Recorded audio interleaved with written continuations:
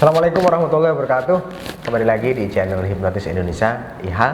Kali ini saya Rohim dan saya Erwin.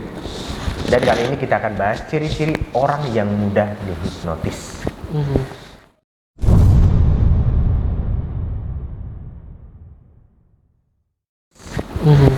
Dan sebelum kita bahas, silahkan subscribe channel ini dan bunyikan lonceng.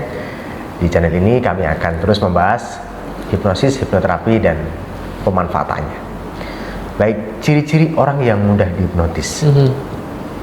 Ciri ini bisa dilihat dari fisik nih. Iya, secara fisik seperti apa ya? Kelihatan.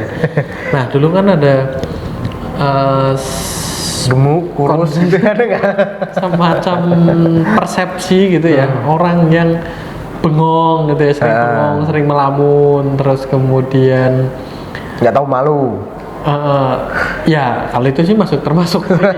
Nah, maksudnya kan kalau yang bengong terus melamun itu kan belum tentu bisa dibilang termasuk klasifikasi mudah dihipnotis gitu. Tapi kan orang berpikir bahwasanya orang bengong, bahkan orang bego, orang ini ya yang mudah dihipnotis. Tapi kenyataannya justru orang yang punya kecerdasan yang cukuplah yang bisa dihipnotis dan yang mudah dihipnotis. Yang mau mengikuti instruksi kita ya. Kalau dia tidak paham, ditanya, "Hei, namamu siapa?" Dia nggak jawab. Ya itu termasuk golongan yang susah ya.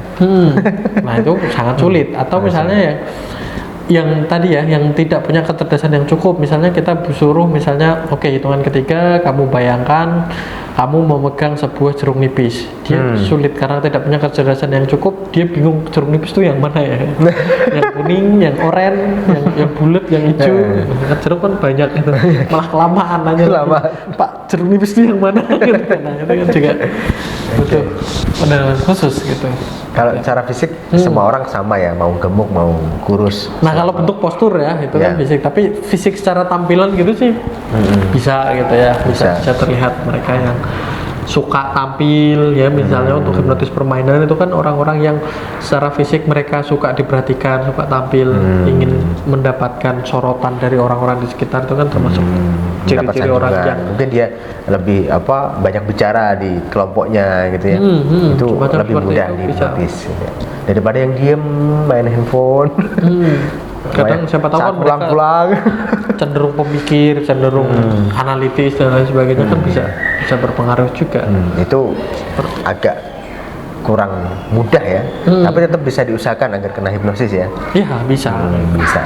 Jadi dipahami dulu dari bagaimana dia berekspresi gitu ya. Kalau memang dia suka candaan itu biasanya sangat mudah ya, mudah bergaul itu terutama untuk hipnotis permainan ya, menjadi salah satu kunci juga. Mereka yang mudah bergaul, mudah menerima orang baru dibanding mereka yang tertutup kan misalnya sulit untuk menerima kehadiran orang lain, orang baru, orang yang belum pernah dia kenal dan lain sebagainya. Kecuali memang yang hipnotis orang terkenal. Dia langsung dari awal sudah tahu kalau dia mau dihipnotis, terus dia tidak menolak, ya itu akan sangat gampang sekali untuk dihipnotis. Kalau yang seperti orang yang diam ya, suka diam, suka merenung, ngelamun, itu pada saat misalkan dia berharap ingin dihipnotis ya sangat mudah sekali juga ya. Ya, orang diem, orang merenung itu kan juga sebetulnya bisa dihipnotis atau terkadang juga mudah untuk dihipnotis juga.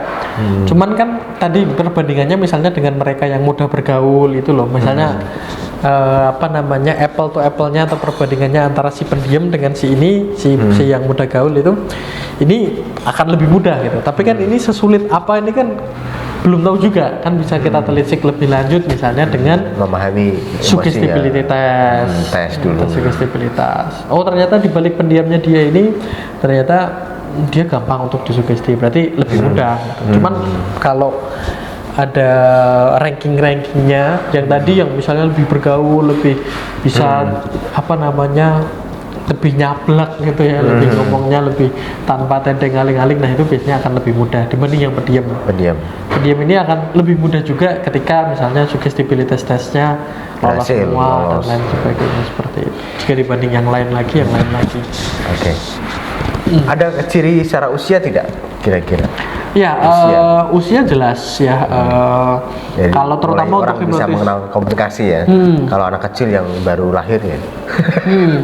Sama harus kalau untuk hipnotis permainan kan pasti anak muda lebih mudah lah daripada orang tua gitu. Biasanya kalau anak muda gitu kan diajak main-main, ajak permainan dan segala macam kan pikirannya nggak aneh-aneh gitu, nggak ada yang mikirin soal nanti jangan-jangan kena tipu atau kena rampok, orang mereka nggak punya duit kan gitu.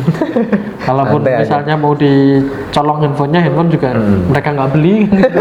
Dibeliin sama orang tuanya. Oh, ada juga yang mungkin kebetulan kalau handphone saya mau diambil gitu, diembat gitu karena udah buluk kan bisa minta ganti lagi. Misalnya seperti itu. Pas tahu di akhir ya. Wah, handphone saya hilang gara-gara kamu. Alhamdulillah saya hilang, bisa minta ganti yang baru gitu. Oke. Yang lebih update, RAM-nya lebih gede gitu misalnya. Seperti itu. Laki-laki perempuan tidak ada masalah ya. Selama kita bisa membimbing pada pre-talk yang baik, kita bisa approach ya, pendekatan yang baik ya, mereka juga bisa dihipnotis. Tapi kalau saya secara pribadi misalnya Lebih untuk permainan cenderung ya ke apa? perempuan Perempuan ya.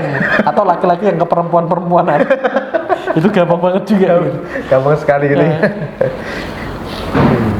Seperti itu untuk permainan, tapi permainan kalau ya. untuk hipnoterapi sih Semuanya bisa. nggak mungkin kan kita cuman khusus untuk perempuan aja. Hanya menerima perempuan itu. Enggak.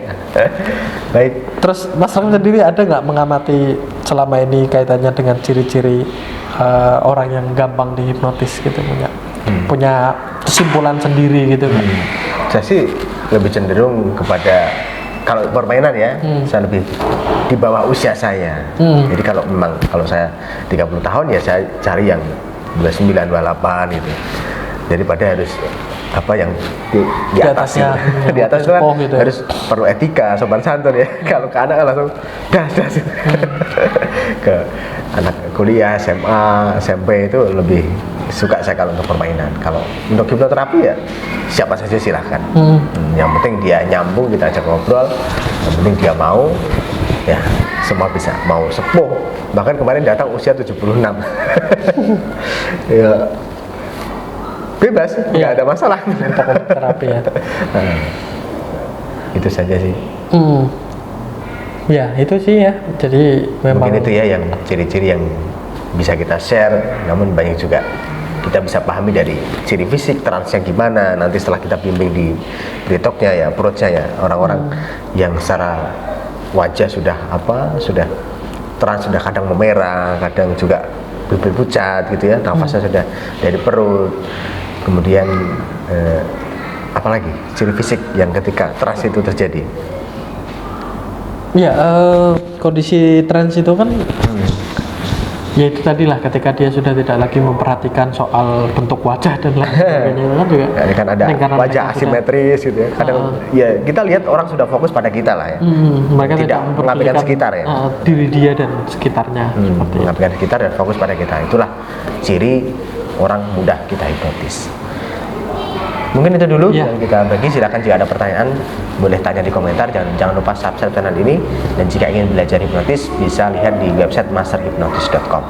Terima kasih. Assalamualaikum warahmatullahi wabarakatuh.